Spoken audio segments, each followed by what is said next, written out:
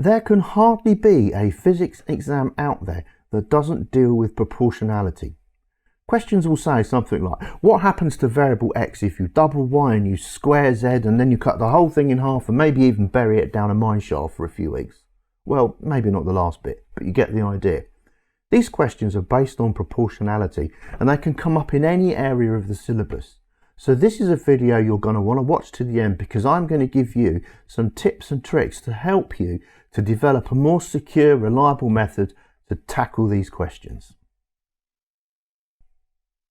Though I wouldn't want to say here are 3 steps that if you follow religiously you will get this answer right, there are some good starting points to guide you along the way. So firstly, and most obviously, read the question carefully and decide which formula you're going to be using. Secondly, from the question again, decide which quantity you're going to want to find. You'd be surprised how many people don't identify that. Thirdly, you have to write some form of equation based on the equation that you selected in the first of my points. Sometimes one will do, but sometimes you need to do a before and an after question. I've got 3 examples for you now, which take you through varying levels of difficulty in these types of questions. So let's go. This first example is relatively straightforward because all we're going to do is create a before and after equation and then do some simple algebra. So in this question we have a set of initial conditions here for which we're given r is 1.2 centimeters and then a second set of conditions here and we're asked to find r. So r is a variable clearly. But we are told that we have the same speed, if you notice that, and also the same magnetic field. Right. This question is based on the formula R equals mv over bq, which you do in the first part of the magnetic fields topic. And what I would suggest is, since you have 2 variables that are constant, the velocity and the magnetic field, rearrange this formula to give you velocity and magnetic field on one side. So let's just quickly do that then. So that would mean that BR equals mv over q. Then we'll bring the v down to the other side so that we get b over v equals m over r times q. Now for our initial conditions, our formula will be this exactly, with r set to 1.2 centimeters. In our final conditions, we're going to change our formula for b over v, which remember is constant. This time it's going to be 3m over capital R, because that's what we're trying to find, times 2q. And because we know that b and v are constant, we can then set our second equation there to this lot. So we'll say that this is equal to m over 1.2q. Okay, so my next step would be to look for anything to cancel, and of course we can get rid of those m's and we can get rid of those q's, and so we're left with 3 over r times 2 equals 1 over 1.2, and what we're after is r. So now it's just a question of doing a little bit of rearranging. Take the r upstairs on the right, so we're cross multiplying by r and 1.2, so that goes as 3 over 2 times 1.2 equals r. And if you work that lot out on your calculator, you will get that r equals 1.8 centimeters. This second question is a bit more tricky because there is a hidden variable in it, and also some other variables are in the equation that we're not going to use at all, although they could have an effect on the answer. So in this question then we have the stationary wave, and it's talking about they both have the same first harmonic. So that points us towards the fact that it's waves and first harmonic, that the frequency of the first harmonic is equal to 1 over 2 times the length of the string, the square root of the tension over the mass per unit length. And we're going to be interested in finding a new length and a diameter, but when you look at this expression here, you'll see there's nothing about diameter anywhere in it. So let's dig a little deeper. We're told that we have the same material, so that really is kind of referencing our mu, mass per unit length, and the same tension as well. But don't get tricked by that, because there is something going on with that tension. So, well, first thing we might think about doing is let's get rid of any things that are constants or variables that are not going to be involved in our answer. Now, when you look at the answers for this, we're only concerned about length and diameter. That means we can take out the mass per unit length. We can also take out the 2 because that's a constant. Rewrite it as first harmonic f is proportional to 1 over L times the square root of t. We're going to take the mu out because it's not in our answer, so we don't need to worry about it, okay? Now, the thing with this is it says that tension is the same, so you might just think only the length is going to make a difference. But this isn't true because there's no diameter here. And in fact, of course, the tension in a wire, T, is equal to the force that's applied to it over the cross-sectional area. Now, you should remember that inside cross-sectional area is tied up things like radius and diameter. So what we're saying then is the value of F and A is staying constant, but that A can obviously change as long as F does to keep T constant.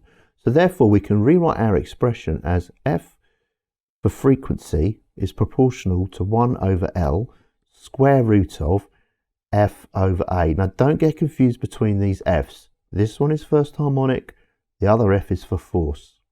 Now, the force, again, is not in our answer, so we're just going to take it out because we can do that because we're dealing with proportionals. We're only interested in length and diameter. Therefore, this becomes 1 over L root 1 over A. But the sharp and observant of you will still recognise that we haven't got diameter anywhere in this answer. Well, of course, we're dealing with a wire of cross-sectional A, aren't we? So we know that the area of that, or A, is pi r squared. But again, we're looking for D, so that implies that A is going to be pi d over 2 all squared, which is equal to pi d squared over 4. So now we can replace 1 over A with 1 over pi d squared over 4. So in other words, our formula for the fundamental harmonic becomes, not equal, proportional to 1 over L square root of 4 over pi d squared. Now we've got some more constants back here, haven't we? Because obviously 4 is a constant, pi is a constant. So that leaves us with that the fundamental frequency is proportional to 1 over L times the square root of 1 over d squared. And of course, the square root of something that's squared is just the something. So in other words, this simplifies down to the fundamental frequency is proportional to 1 over L times d. And now we're nearly home. I've written out the answer again in red there and left some space between the letters L and D particularly. So we have to go through each of the combinations and see which one gives us the same fundamental frequency. So let's start with A. Well, in A, length is doubled and D is doubled. So that means the fundamental frequency will be divided by 4. So the answer cannot be A. Let's try B. Well, in B, the length stays the same and the diameter is doubled. Therefore, the fundamental is going to be halved, and therefore it can't be B either. Let's take C. Well, in C, the L is halved, but the D is doubled, and half times 2, of course, is going to cancel out, which means the frequency is going to stay the same. So it could be C, but let's check D just to make sure. So the length for D, the length of the L is going to stay the same, but D is going to be halved. That's going to mean that the frequency is doubled, so it can't be D. So in fact, the answer is C. This last question caused something of a discussion in a recent tutoring session I was running. This is because you have to add a constant to a variable rather than multiply that variable by a constant. And you'll see, once you get the idea, again, it's not so tricky. Reading the question through, you can see that the period is doubled. So in other words, T1 is equal to T2. Well, how are they equal, I should say. It turns out that the period is doubled, so T2 is twice what T1 was. So that's a useful little starting point. So let's say that the original length is L, and then in the second set, the length is now going to be L plus 1.8. So now we're in a position where we can create some equations. So in fact, the very first initial conditions are just our original formula, completely unchanged. So we'll call that T1 now. And this means that T2 is still going to be 2 pi, but L has become L plus 1 over 8. And then that's divided by G.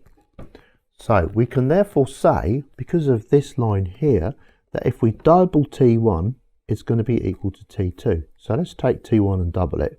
Well, that's 2 times 2 pi root L over G is going to be equal to 2 pi root L plus 1.8 over G.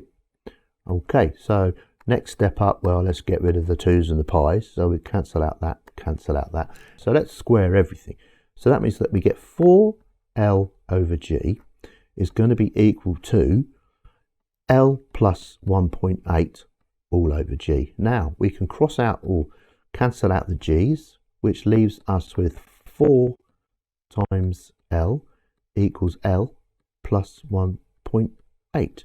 Or in other words, taking this L over there, 3L equals 1.8, which means our original length was 0.6 meters.